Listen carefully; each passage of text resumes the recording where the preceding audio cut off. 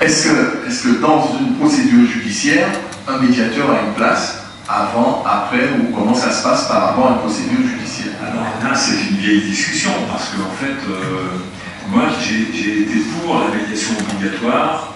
Alors, il y a effectivement des courants de pensée qui font dire que la médiation obligatoire, c'est abusé, parce qu'il n'y aurait rien d'obligatoire dans la médiation. C'est faux.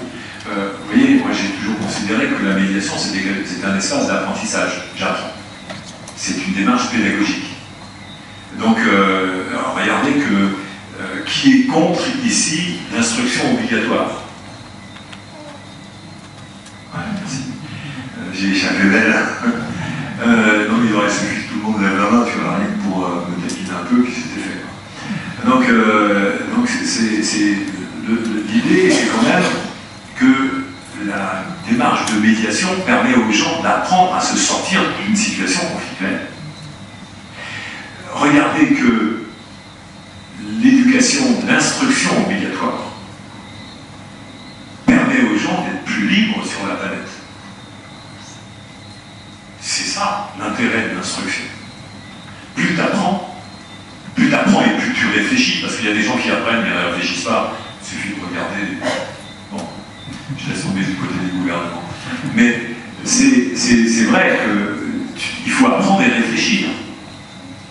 Quand tu réfléchis, tu regardes la vie et tu es plus libre quand tu as appris beaucoup de choses. L'instruction, en fait, participe à la liberté. C'est la raison pour laquelle on peut se dire que c'est une bonne chose de la rendre obligatoire. C'est pas une obligation qui vise à contraindre, astreindre, brimer. Après, vous direz, ça dépend comment l'instruction est faite, d'accord. Mais l'objectif de l'instruction, c'est quand même de permettre l'épanouissement de chacun d'entre nous, de transmettre de l'expérience, de transmettre de la connaissance, de transmettre de la compétence. Donc c'est du plus. Et après, même on en devient gourmand, tellement on se dit, ah, j'apprends des choses, et c'est tellement génial de découvrir des nouvelles connaissances. Bon, je ne vous fais pas le coup du bain, mais quand même. C'est quand même génial d'apprendre de nouvelles choses. Et c'est ça qui va faire la différence. En médiation professionnelle, justement, tu apprends de l'ingénierie relationnelle. Ça permet aux personnes de prendre des décisions libres. L'objectif de la médiation, c'est la liberté de décision. Donc quand on donne à la médiation un caractère obligatoire, on peut se dire qu'on aide les personnes à aller vers une libre décision. Donc je suis pour la médiation obligatoire. Préalable à toute action judiciaire, regardez ce que c'est qu'une décision judiciaire. C'est quelque chose qui brime, qui prive chacun des acteurs de sa liberté de décision. C'est incroyable. C'est pas une liberté, c'est paradoxal d'inscrire que dans la Constitution que les personnes peuvent librement aller se soumettre à la décision d'un tiers. C'est une insulte à l'intelligence. Mais il faut y réfléchir.